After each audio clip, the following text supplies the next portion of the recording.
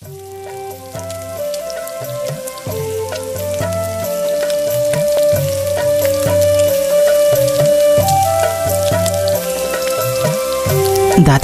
আপনার আর কিছু লাগবে? না না, আর কিছু লাগবে না, তুই যা, লাগলে আমি চেয়ে নেব। ঠিক আছে, খাওয়া শেষ হলে নিতাইদার কাছে গিয়ে বিল দিয়ে যাবেন। আমাকে দেখি কি তোর চাঁদাবাজ বা ডাকাত মনে হয় রে? হ্যাঁ, যে বিল দেবো না? না গো দাদা, আমি সেটা বলছি না। যা দূর হ যোগের সামনে থেকে, বেয়াদব ছেলে কোথাকার।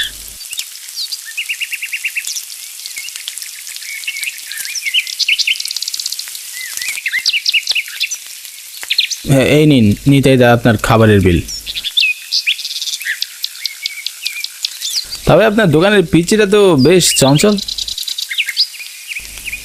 তা ঠিক, হ্যাঁ, বিচিটা তেরা বেকা কথায় অনেকে আমার দোকানেই আসে না, কিন্তু কি করব বলুন, মা মরা ছেলে, মারধর তো করতে পারি না। আর যে যাই করুক, আপনার হাতের রান্না অন্য কোনো দোকানে পাওয়া যাবে না। কি কি যে বলেন বাবু। তা থাকো আজ, আমি আবার কাল আসবো। ঠিক আছে বাবু।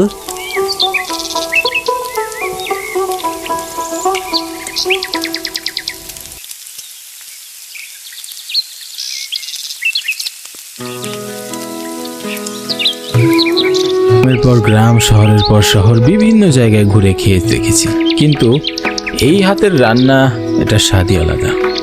এজন্য তার ব্যবসা অবশ্য বেশ ভালোই চলে। গোটা 4-5টা গ্রাম ঘুরেও কোনো হোটেল পাওয়া যাবে না, সকলেই তার হাতের রান্না খেয়ে তৃপ্তি পায়।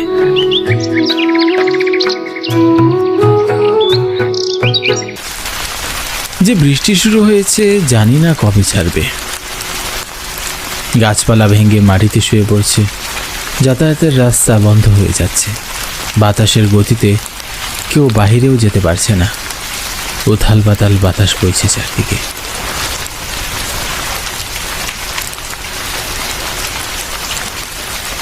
এই ঝড় বৃষ্টির রাতে এত মনীষীর সমাগম, যাই গিয়ে দেখি তো। পুকুর পাড়ে এসে সমাগম দেখে মোটেও ভালো লাগলো না গোপালের। মনের ভিতর আচমকা ভয় ঢুকে গেল তার। সে আন্দাজ করছিল কিছু একটা হয়েছে, নয়তো এ সময় এত মানুষ কেন ভিড় করবে এখানে। দেখি দেখি কি হয়েছে, একটু দেখি। গোপাল এই দৃশ্যটি দেখার জন্য মোটেও প্রস্তুত ছিল না। সে কল্পনাও করেনি এমন একটি দৃশ্য তার দেখতে হবে।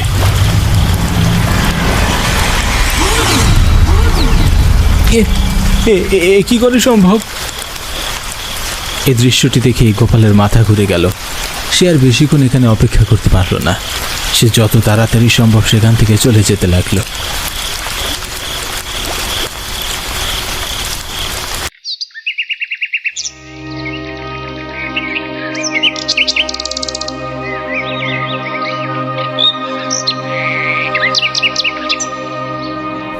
সেদিনের সেই ঘটনার পর আর নিতাইয়ের দোকান খোলা দেখা যায়নি। দিনের এক নির্দিষ্ট সময়ে খোলা দেখা গেলেও তার কিছুক্ষণ পরেই বন্ধ হয়ে যায়। এই গ্রামে নিতাইকেও বেশি দেখা যায় না। লোকটি সেদিনের ঘটনার পর খুব ভয় পেয়ে যায়। সেদিনের ঘটনার ঘোর এখনো যেন কাটাতে পারেনি। এর ফলে তার ব্যবসায় বেশ লোকসান হয়। যখনই কেউ হোটেলে যায় খাওয়ার জন্য, তখনই দেখে হোটেল বন্ধ। কেউ আর সেভাবে হোটেলে খেতে যেতে পারে না।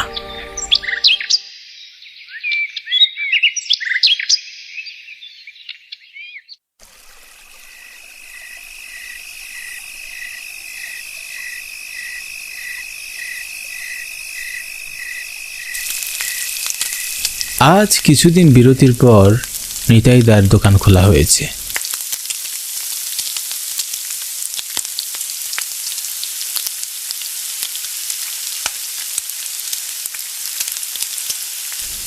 গোপাল দেখে বেশ হতভাগী হলো।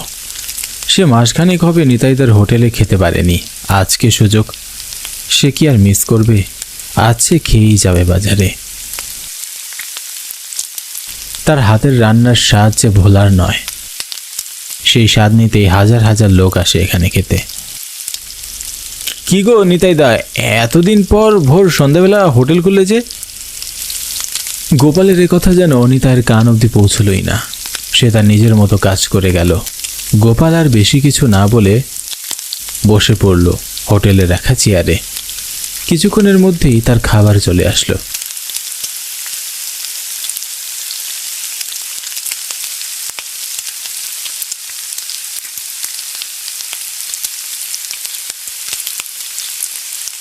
কিন্তু সে খাবারটি খেয়ে আগের মতো সেই স্বাদটা আর পেল না। খাবারটি বিষাদে ভরা।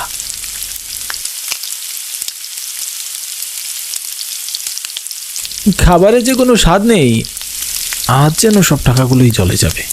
যাকে কি আর করার।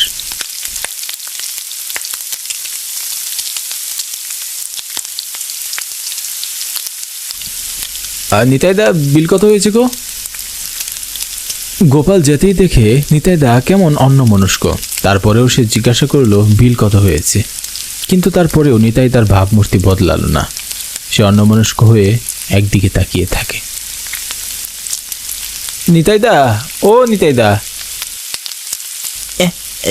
কে? আমি গোপাল, গোপাল বলছি। হ্যাঁ হ্যাঁ, বলো।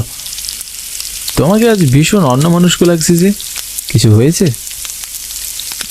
না না, কি হবে ভাই? আচ্ছা, তা বিল কত হয়েছে? ওই 210 টাকা। এই নাও। আসি গো তাহলে, সাবধানে থেকো।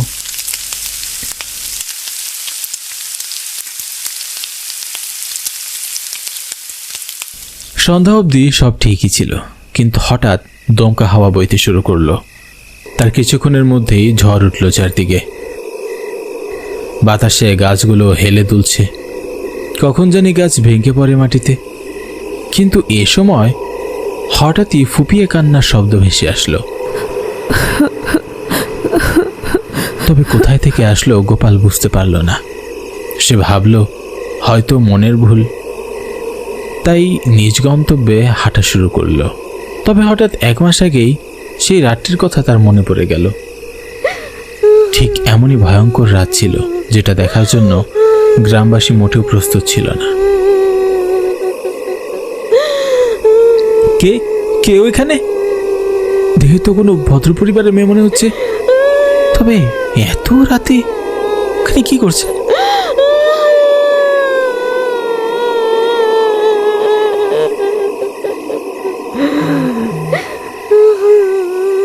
কি গো মেয়ে, কাঁদছো কেন? আগে তো কখনোই গ্রামে তোমাকে দেখিনি। আমি আমার স্বামীর সাথে এসেছিলাম এই গ্রামে জরুরি একটি কাজে, কিন্তু ঝড় বাদলের তাড়নায় আমাদের গাড়িটি অ্যাক্সিডেন্ট করে। আমি ছিটকে পড়ে যাই এই কোনায়, কিন্তু জ্ঞান ফেরার পর আমার স্বামী আর মোটরসাইকেল কাউকেই দেখতে পাই না। জানি না আমার স্বামী এখন কোথায় আছে, কী করছে। আপনি কোনো চিন্তা করবেন না। আপনার স্বামীকে হয়তো এই গ্রামের স্থানীয়রা মিলে হাসপাতালে নিয়ে গেছে। অনেকে খেয়াল করেনি। কাল সকালের আগে তো আপনার স্বামীকে খোঁজার উপায় নেই, তাই রাতটুকু অপেক্ষা করতে হবে। তবে দাদা, আমি খুব ক্ষুধার্ত, যদি দয়া করে কিছু খাবারের ব্যবস্থা করে দিতেন। তবে আসুন আমার সাথে, এই গ্রামে একটি হোটেল খোলা আছে।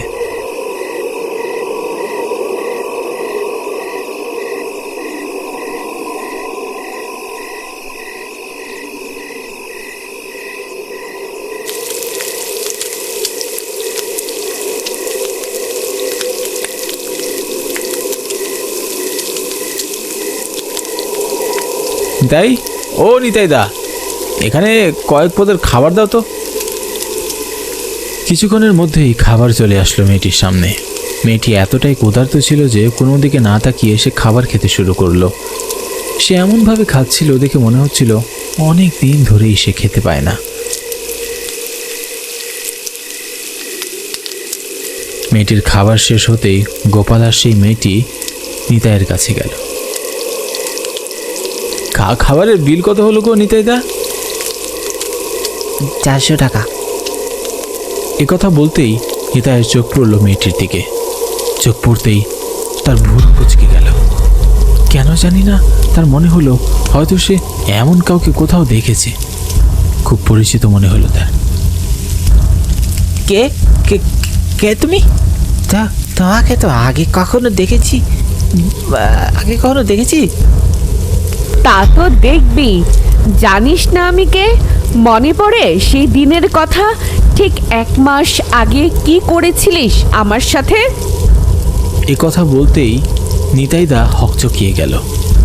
তার শরীর থেকে ঘাম ঝরতে শুরু করলো। সে উত্তর কী দেবে সে বুঝতে পারছিল না। মনে পড়বে মানে কি করেছিল? ছেড়ে দাও, ছেড়ে দাও, দয়া করে ছেড়ে দাও আমাকে। এত সহজে তোকে আমি ছেড়ে দিব? ঠিক 1 মাস আগে এমন একটি রাতে আমি আমার স্বামীর সাথে ফিরছিলাম। ঠিক সেই সময় আমার স্বামী অ্যাক্সিডেন্ট হয়ে কোথায় জানি পড়ে গেল। আমি আর তাকে খুঁজে পেলাম না। ক্ষুধার্ত পেটে এসেছিলাম তোর কাছে সাহায্য চাইতে, কিন্তু কিন্তু তুই তুই কি করলি? আমার কাছে টাকা না থাকায় আমার অসহায়ত্বের সুযোগ নিলে, তারপর নিজের দোষ ঢাকতে আমাকে মেরে ফেলে আমার মাথা মাটির নিচে লুকিয়ে রাখলি আর দেহ ফেলে দিলি পুকুরে। আজ এমন পরিণতি তোরও হবে।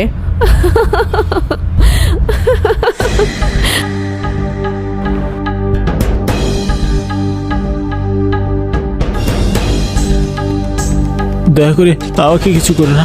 এ কথা আমি পুরো গ্রামবাসীকে বলে তোমার বিচার পাইয়ে দেব।